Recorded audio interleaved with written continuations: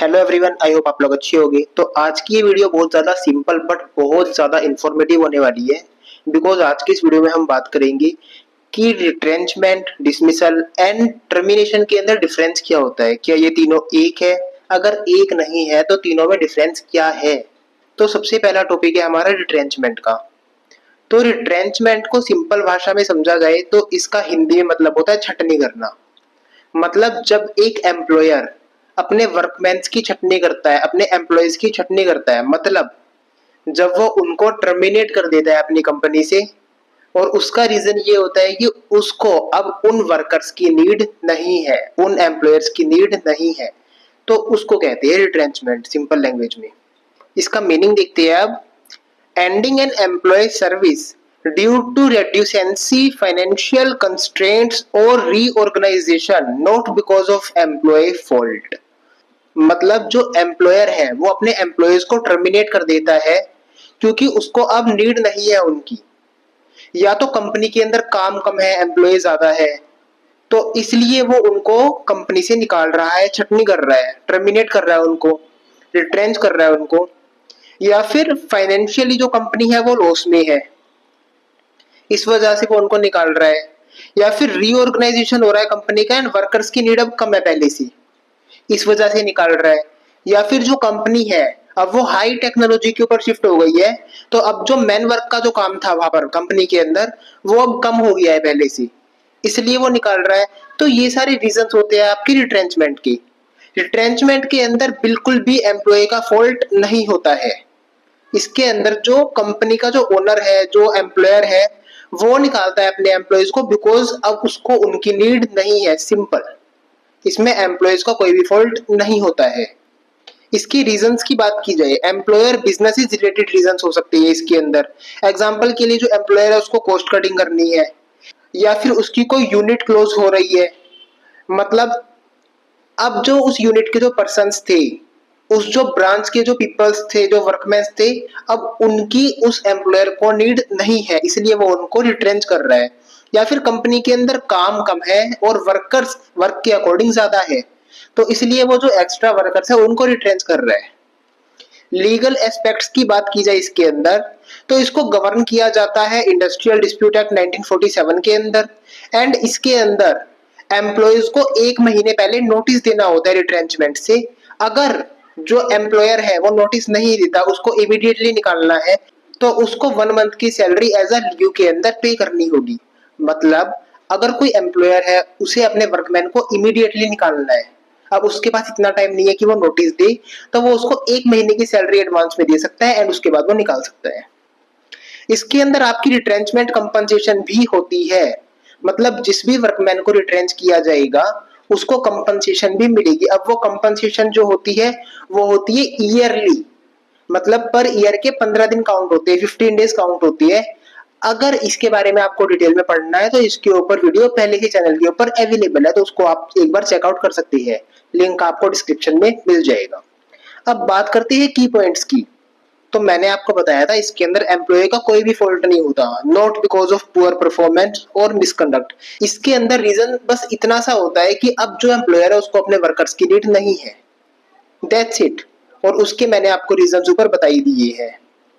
Example की बात करते हैं, a company reduce workforce because of a project is over, so 10 employees are let go. मतलब एक जो कंपनी है उसका जो एक प्रोजेक्ट है वो बंद हो रहा है, अब उस कंपनी ने उस प्रोजेक्ट के लिए 10 पीपल्स को हायर किया था, 10 एम्प्लॉयज को हायर किया था।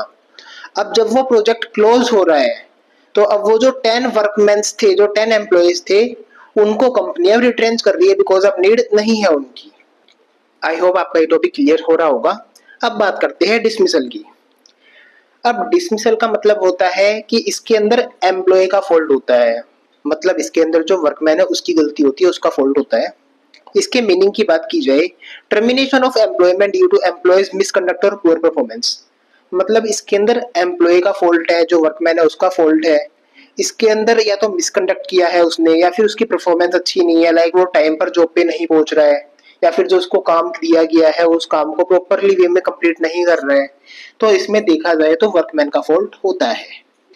इसकी रीजंस ये होते हैं कि फॉल्ट ऑफ द एम्प्लॉय, मतलब जो एम्प्लॉय है उसका फॉल्ट है। थेफ्ट इसके अंदर एग्जांपल है, habitual absence, violation of rules, तो ये सब इसके रीजंस हो सकते हैं। लीगल एस्पेक्ट्स की बात की जाए, एम्प्लॉयर को इसके अंदर डिसमिस किया जा सकता है, बट इसके लिए प्रॉपर प्रोसीजर को फॉलो करना होगा। लाइक नोटिस इशू करना होगा, इंक्वायरी होगी, उसके बाद उसको डिसमिस किया जा सकता है। Must be follow to avoid illegal dismissal claims. Key points की बात की जाए इसके अंदर, punitive in nature, employ is a fault. इसके अंदर अगर देखा जाए तो टोटली एम्प्लॉय का फॉल्ट होता है, जो वर्कमैन है उसका फॉल्ट है सारा का सारा। या तो उसने मिसकंडक्ट किया है, या उसने थेफ्ट किया है, या तो रूल्स का वायलेशन किया है, पुअर परफॉर्मेंस है, कोई भी रीजन हो सकता है, लेकिन एम्प्लॉय का फॉल्ट होगा इसके अंदर। बट रिट्रेंचमेंट में हमने पढ़ा था कि एम्प्लॉय का कोई भी फॉल्ट नहीं है, अब एम्प्लॉयर को एम्प्लॉय की नीड नहीं है, इसलिए उसको रिट्रेंच किया जा रहा है, दैट्स इट। एग्जाम्पल की बात की जाए, an employee repeatedly violates company rules and is fired after an internal inquiry। मतलब जो एम्प्लॉय है वो कंपनी के रूल्स का रेगुलरली वायलेशन कर रहा था और इस वजह से उसको फायर किया गया था, दैट्स इट। अगर आपको वीडियो में कोई भी डाउट हो तो आप कमेंट कर सकते हैं। थर्ड है आपका टर्मिनेशन। टर्मिनेशन का मतलब है कि एम्प्लॉय को टर्मिनेट करना, कंपनी से निकालना, दैट्स इट। अब जो टर्मिनेशन है इसके अंदर सारी फॉर्म्स आ जाती है। लाइक आपका जो रिट्रेंचमेंट है वो भी टर्मिनेशन के अंदर आ जाता है, डिसमिसल है वो भी टर्मिनेशन के अंदर आ जाता है। मतलब ये सारे टर्मिनेशंस की ही फॉर्म है। टर्मिनेशन अलग अलग तरीके से हो सकता है। सिंपल भाषा के अंदर बात की जाए, a broader term that includes all types of ending of employment। मतलब इसके अंदर सारे टाइप्स के एंडिंग ऑफ एम्प्लॉयमेंट आ जाती है, चाहे वो डिसमिसल हो चाहे वो रिट्रेंचमेंट हो, वेदर बाय एम्प्लॉयर और एम्प्लॉई।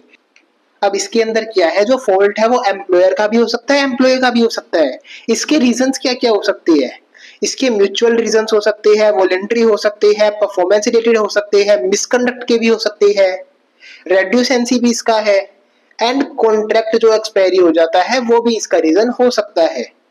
मतलब किसी भी रीजन से अगर जॉब की एंडिंग हो रही है, सर्विस एंड हो रही है, तो वो सारे टर्मिनेशन के अंदर आ जाती है। मतलब ये सारी फॉर्म्स की तरह एक तरीके से टर्मिनेशन की। मतलब अगर रिट्रेंचमेंट हुआ है तो वो भी टर्मिनेशन के अंदर इंक्लूड होगा, डिसमिसल हुआ है तो वो भी टर्मिनेशन के इंक्लूड होगा। किसी भी तरीके से अगर सर्विस की एंडिंग हो रही है तो वही टर्मिनेशन है। लीगल एस्पेक्ट्स की बात की जाए, ये रीजन के ऊपर डिपेंड करता है, और ये वॉलंटरी भी हो सकता है और इनवॉलंटरी भी हो सकता है। जो रिट्रेंचमेंट और जो डिसमिसल है वो भी इसके अंदर आ सकती है। अब इसके अंदर कंपनसेशन की बात करते हैं तो वो टाइप के ऊपर डिपेंड करता है। अब की पॉइंट की बात की जाए तो जो रिट्रेंचमेंट है और जो डिसमिसल है ये टाइप्स है टर्मिनेशन के। मतलब किसी भी तरीके से सर्विस की एंडिंग हो रही है तो वो आपका टर्मिनेशन है। एग्जांपल देखते हैं, एन एम्प्लॉय रिजाइन्स, मतलब जो एक एम्प्लॉय है उसने रिजाइन कर दिया, तो ये वॉलेंट्री टर्म के अंदर आ जाता है, बिकॉज उसने अपनी मर्जी से जॉब को छोड़ा है, अपनी मर्जी से सर्विस को छोड़ा है, तो इसके अंदर कोई कंपनसेशन इंक्लूड होता नहीं है। Employer lay off due to financial crisis, मतलब जो एम्प्लॉयर है उसने ले ऑफ कर दिया है ड्यू टू फाइनेंशियल क्राइसिस, तो ये आपका रिट्रेंचमेंट के अंदर आ जाएगा और ये इनवॉलेंट्री हो जाएगा आपका, बिकॉज इसके अंदर जो एम्प्लॉय है उसने अपनी मर्जी से सर्विस को एंड नहीं किया है, एंड इसके अंदर कंपनसेशन अवेलेबल होती है। अगर आपको ले ऑफ के बारे में ना पता हो तो आप चैनल चेकआउट कर सकते हैं, ले ऑफ के ऊपर भी वीडियो पहले से अवेलेबल है चैनल के ऊपर, लिंक आपको डिस्क्रिप्शन में मिल जाएगा।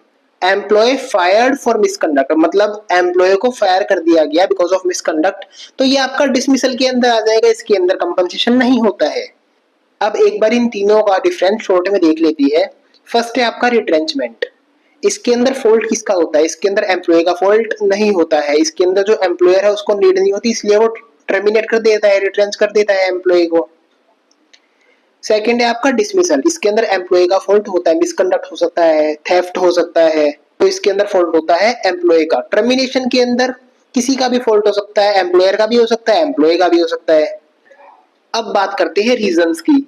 तो रिट्रेंचमेंट की रीजंस की बात की जाए तो इसके रीजन हो सकते हैं रेड्यूसेंसी, फाइनेंशियल क्राइसिस, या फिर शटडाउन ऑफ एनी प्रोजेक्ट और एनी यूनिट। डिसमिसल की रीजंस की बात की जाए तो इसके रीजंस हो सकते हैं poor performance, misconduct, theft etcetera. Termination की बात की जाए तो इसके अंदर कोई भी रीजन हो सकता है, किसी भी तरीके से अगर सर्विस का एंड हो रहा है तो हाँ वो टर्मिनेशन के अंदर आ जाएगा। लीगल कंपनसेशन की बात की जाए तो जो रिट्रेंचमेंट है इसके अंदर सबसे पहले नोटिस दिया जाता है 1 महीने पहले एंड इसके अंदर कंपनसेशन रिक्वायर्ड होती है। डिसमिसल की बात की जाए तो एक लॉफुल डिसमिसल के अंदर कोई भी कंपनसेशन रिक्वायर्ड नहीं होती है, बट इसके अंदर प्रोसीजर फॉलो जरूर किया जाता है डिसमिसल का। अब बात करते हैं टर्मिनेशन की, तो इसके अंदर टाइप के ऊपर डिपेंड करता है कि कंपनसेशन मिलेगी या नहीं मिलेगी। तो आज की वीडियो में बस इतना ही। अगर आपको कोई भी डाउट हो तो आप कमेंट कर सकते हैं। नोट्स के लिए आप इन पेजेस का स्क्रीनशॉट ले सकते हैं। ये है आपका पेज नंबर 1 एंड ये है आपका page number 2। Thanks for watching. मिलती है एक नई वीडियो में नए टॉपिक के साथ। तब तक के लिए टेक केयर, बाय बाय।